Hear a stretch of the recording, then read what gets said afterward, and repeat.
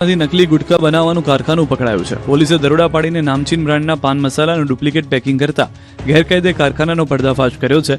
Branded પ્રોડક્ટના નામે નકલી પાન મસાલા બનાવી માર્કેટમાં વેચવાના કૌભાંડમાં પોલીસે એક શખ્સની રંગે હાથે ધરપકડ કરી છે. ઘટના સ્થળેથી પેકિંગ મશીનરી અને કાચા માલ સહિત કુલ 3,34,000 રૂપિયાનો મુદ્દામાલ જપ્ત કરવામાં આવ્યો.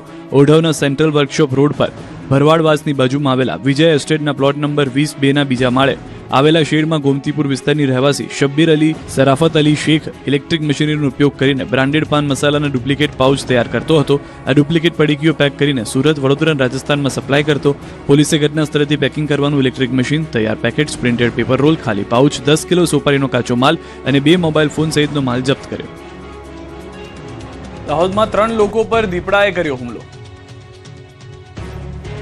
દાહોદના ગરવાડા તાલુકાના પાંચવાડા વિસ્તારમાં દીપડાના હુમલાથી ભયનો માહોલ સર્જાયો. સવારના સમયે ખેતરમાં કામ કરી રહેલા 3 લોકો પર અચાનક દીપડાએ હુમલો કર્યો. હુમલો એટલો ગંભીર હતો કે 3 લોકોને માથા અને મોઢાના ભાગે ગંભીર ઇજાઓ પહોંચી. ઘટનાને પગલે આસપાસના વિસ્તારમાં અફરાતફરી અને ભયનો માહોલ ફેલાઈ ગયો.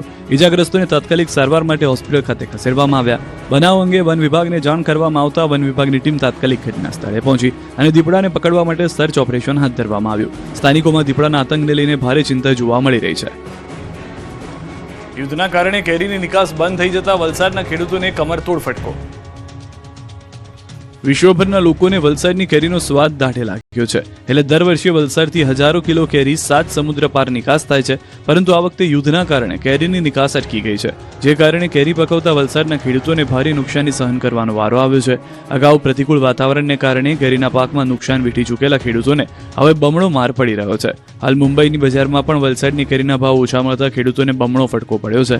વલસાડ જિલ્લામાં 35,000 હેક્ટરથી વધુ વિસ્તારમાં આંબાવાડીઓ આવેલી છે. દર વર્ષે હજારો ટન કેરીની ઉપજ થાય છે અને વલસાડી હાફૂસ અને કેસર કેરીની ખાડીના દેશોમાં મોટી માંગ હોય છે. વલસાડ જિલ્લાના ખેડૂતો ઊંચા ભાવે ખાડીના દેશોમાં કેરી એક્સપોર્ટ કરે છે અને સારી કમાણી કરે છે, જેથી સ્થાનિક માર્કેટમાં કેરીના માલનો ભરાવો થયો છે. આથી ભાવ ઓછા થઈ ગયા છે. શામળાજીમાં કાળિયા ઠાકોર કેસર કેરીથી ઢંકાયા. ભવ્ય મનોરથના દર્શન કરી ભક્તો ધન્ય થયા.